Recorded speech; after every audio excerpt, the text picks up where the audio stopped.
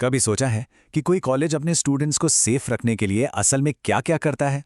आज हम एक मेडिकल कॉलेज के सिस्टम को करीब से देखेंगे और समझेंगे कि उन्होंने सुरक्षा का एक ऐसा पूरा खाका कैसे तैयार किया है, जो वाकई एक मिसाल है। तो हम बात कर रहे हैं Shri Lal Bahadur Shastri government medical college की, या जिसे हम आसानी के लिए एसएलबीएस जीएमसी कहेंगे। देखिए, यह सिर्फ कोई और कॉलेज नहीं है। इन्होंने एक ऐसा डिटेल सिस्टम बनाया है जो दिखाता है कि ये छात्र सुरक्षा को कितनी ज्यादा गंभीरता से लेते हैं। और बस यही एक लाइन इस पूरे विश्लेषण की कह सकते हैं कि नींव है। सीधी सी बात है, जब आप भविष्य के डॉक्टर्स को तैयार कर रहे हैं तो वहां सुरक्षा और सम्मान से कोई समझौता हो ही नहीं सकता। किसी भी मजबूत इमारत की तरह इस सेफ्टी सिस्टम की भी एक बहुत मजबूत नींव है। और वो नींव क्या है? जीरो टॉलरेंस का एक बिल्कुल अटूट वादा। चलिए देखते हैं कि इसका असल में मतलब क्या है। यहाँ सबसे दिलचस्प बात है इसका दायरा। ये सिर्फ एक खोखला वादा नहीं है, ये सीधे सीधे यूजीसी और एनएमसी जैसे नेशनल बॉडीज के नियमों से जुड़ा है और रैगिंग के हर फॉर्म को कवर करता है, चाहे वो फिजिकल हो, मेंटल हो या फिर साइबर। मतलब कैंपस में हो या बाहर, कोई बहाना नहीं चलेगा, कोई ग्रे एरिया नहीं छोड़ा गया है। ये जो कोट आप देख रहे हैं, ये सीधे कॉलेज के दस्तावेज से है और ये उनकी नीयत को बिल्कुल साफ कर देता है। ये सिर्फ नियम बनाने के बारे में नहीं है, बल्कि एक ऐसा कल्चर, एक ऐसा माहौल बनाने के बारे में है जहां हर स्टूडेंट सेफ और सम्मानित महसूस करे। और ये जानना भी जरूरी है कि ये सब सिर्फ कागजों पर नहीं है। इसके पीछे असल लोग हैं। प्रिंसिपल सह डीन के नेतृत्व और फिजियोलॉजी विभाग के डॉक्टर संजीव कुमार सिंह के अथक प्रयासों से ये पूरा डॉक्यूमेंट तैयार हुआ है। इससे इसे एक विश्वसनीयता और एक जवाबदेही मिलती है। ठीक है, वादा तो कर दिया, लेकिन उसे निभाया कैसे जाता है? ये संस्थान सिर्फ प्रॉब्लम होने का इंतजार नहीं करता, वो उसे रोकने के लिए पहले से ही एक मजबूत ढाल तैयार करता है। आइए देखते हैं कि ये रोकथाम की रणनीति आखिर दिखती कैसी है। ये सिस्टम कह सकते हैं कि डे 1 से शुरू हो जाता है। एडमिशन के टाइम पर ही एक शपथ पत्र भरवाया जाता है। फिर कैंपस में हर जगह पोस्टर्स दिखते हैं और फ्रेशर्स के लिए तो एक खास इंडक्शन प्रोग्राम भी होता है। और सबसे खास बात, सीनियर्स को डराने धमकाने वालों की तरह नहीं, बल्कि एक मेंटर के तौर पे तैयार किया जाता है। और ये जो ड्यूअल मेंटर सिस्टम है ना, ये तो सच में बिल्कुल यूनिक है। हर नए स्टूडेंट को डबल सपोर्ट मिलता है। एक तो टीचर जो पढ़ाई में गाइड करेगा, और दूसरा एक सीनियर बड़ी जो एक दोस्त की तरह सलाह देगा।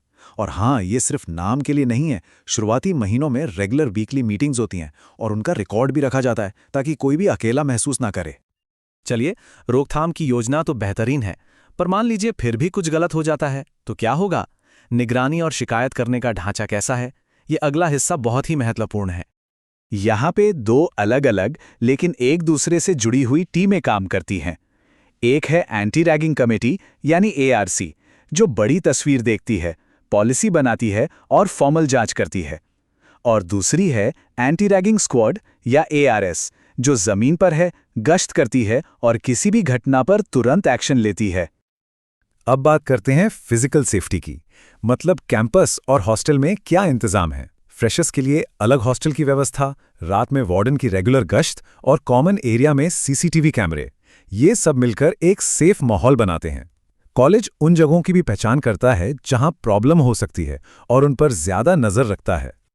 और सबसे जरूरी बात, अगर किसी को कुछ रिपोर्ट करना है तो उसके लिए कई रास्ते हैं। कॉलेज की अपनी 24/7 हेल्पलाइन है, वार्डन और मेंटर्स तक सीधी पहुंच है, और सबसे जरूरी, बिना नाम बताए भी शिकायत करने की सुविधा है। इससे ये पक्का होता है कि मदद हमेशा मौजूद है और किसी को चुप रहने पर मजबूर ना होना पड़े। अब आते हैं इस पूरे सिस्टम के सबसे गंभीर हिस्से पर, सजा। जब नियम तोड़े जाते हैं तो आखिर होता क्या है? यहीं पर यह पॉलिसी अपनी असली ताकत दिखाती है। प्रोसेस एकदम साफ सुथरा और बहुत तेज है। शिकायत मिलने के 24 घंटे के अंदर अंदर स्क्वाड अपनी शुरुआती जांच पूरी कर लेता है। इसके बाद मामला कमेटी के पास जाता है, जहां हर चीज का लिखित रिकॉर्ड रखकर फॉर्मल जांच की जाती है। और यहीं से चीजें बहुत ज्यादा सीरियस हो जाती हैं। ये सिर्फ कॉलेज के नियमों तक सीमित नहीं है। यहां डुअल लीगल एक्शन होता है। एक तरफ यूजीसी और एनएमसी के नियमों के तहत कॉलेज अपना एक्शन लेता है, और दूसरी तरफ Himachal Pradesh anti ragging act के तहत सीधी क्रिमिनल कार्रवाई होती है। और ये पॉइंट सबसे जरूरी है, इसे ध्यान से समझिए। कॉलेज की कार्रवाई का ये मतलब बिल्कुल नहीं है कि कानूनी कार्रवाई रुक जाएगी। दोनों प्रक्रियाएं एक साथ इंडिपेंडेंटली चल सकती हैं। ये अपने आप में एक बहुत बड़ा डर पैदा करने वाला फैक्टर है। तो सजा क्या है? सुनिए, यह बहुत गंभीर है। हिमाचल प्रदेश कानून के तहत 3 साल तक की जेल हो सकती है। इसके साथ ही 50,000 रुपये तक का भारी जुर्माना भी लग सकता है। और शायद सबसे बड़ी सजा, दोषी स्टूडेंट को अगले 3 सालों के लिए देश के किसी भी एजुकेशनल इंस्टीट्यूट में एडमिशन लेने से रोका जा सकता है। ये एक तरह से करियर खत्म करने वाला कदम है। और ये सिर्फ मुश्किल कानूनी शब्द नहीं है, इनका मतलब बिल्कुल आसान भाषा में समझिए। संज्ञेय यानी पुलिस बिना किसी वारंट के गिरफ्तार कर सकती है, और गैर जमानती मतलब जमानत मिलना आपका हक नहीं है। ये पूरी तरह से कोर्ट पे निर्भर करेगा। इससे पता चलता है कि कानून इसे कितना गंभीर अपराध मानता है। तो इन सब का निचोड़ क्या है?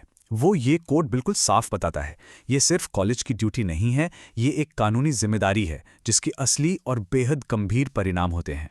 तो आखिर में सवाल यही उठता है, जब ऐसी मजबूत पॉलिसी पूरी तरह से लागू हो जाती है तो उसका मकसद सिर्फ नियम मनवाना नहीं रह जाता। इसका असली लक्ष्य एक ऐसा माहौल बनाना है जहां सुरक्षा एक आदत बन जाए, एक कल्चर बन जाए, और शायद तभी एक कैंपस सिर्फ एक कैंपस न रहकर एक सच्चा और सपोर्टिव समुदाय बनता है।